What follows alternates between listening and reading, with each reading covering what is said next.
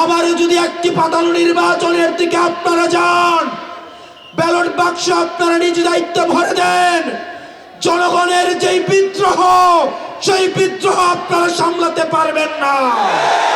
বাংলাদেশের জনগণ যখন জেগে ওঠে, কামান দিয়ে তাদেরকে ঠেকানো যায় না, গোলাবারুদ দিয়ে তাদেরকে ঠেকানো যায় না, বিদেশি শক্তি দিয়ে তাদেরকে ঠেকানো যায় না।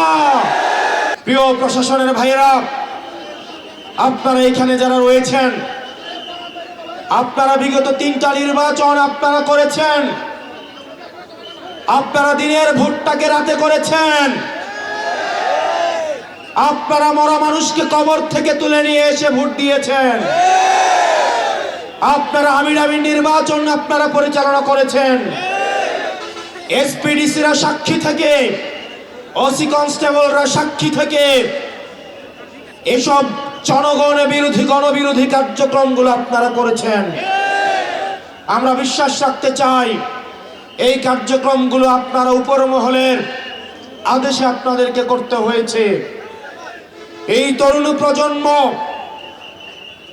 এত মানুষের রক্তে অর্জিত যে নির্বাচনটি রয়েছে, এই নির্বাচনে আপনারা যারা ইউনিফর্ম পরা পুলিশ সদস্য রয়েছেন, আপনারা যারা নিজের যোগ্যতায় এবং মেধায় চাকরি পেয়েছেন, আমরা আস্থা রাখতে চাই বিগত নির্বাচনগুলোর মতো আপনাদের জন্য আবার কোনো খাম রাখতে হবে না।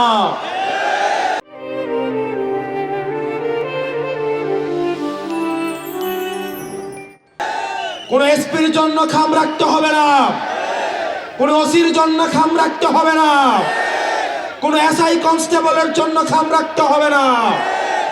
আপনারা যদি অবৈধ টাকাটা আপনাদের সামনে নিয়ে আসে, আপনারা আপনাদের সন্তানের কথা মনে করবেন, আপনারা আপনাদের বাবা মার কথা মনে করবেন, বাংলাদেশের জনগণের কথা মনে করবেন।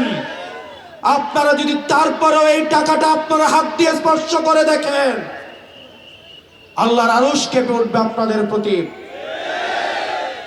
5ই আগস্ট প্রশাসনের প্রতি জনগণের যেই বিদ্রোহ আপনারা দেখেছেন, বাংলাদেশের জনগণ যখন জেগে ওঠে, কামান দিয়ে তাদেরকে ঠেকানো যায় না, গোলাবারুদ দিয়ে তাদেরকে ঠেকানো যায় না, বিদেশি শক্তি দিয়ে তাদেরকে ঠেকানো যায় না।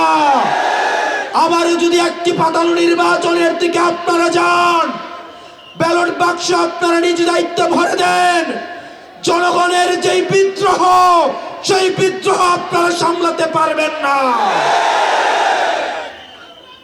প্রিয় প্রশাসনের ভাইয়েরা, আপনাদেরকে অনুরোধ করব, আপনারা আমাদের ভাই, এই বাংলাদেশটা সুন্দর করে গড়ে তোলার জন্য কাঁধে কাঁধ মিলিয়ে আমরা ঐক্যবদ্ধ বাংলাদেশের সাথে আপনাদেরকে নিয়ে একটা দুর্নীতি চাঁদাবাজ মুক্ত একটা বাংলাদেশ গঠন করব, যেই বাংলাদেশে আপনার পোস্টিং এর জন্য কোনো নেতার বাসায় তদবির করা লাগবে না, কোনো প্রমোশনের জন্য কোনো নেতার বাসায় তদবির করা লাগবে না।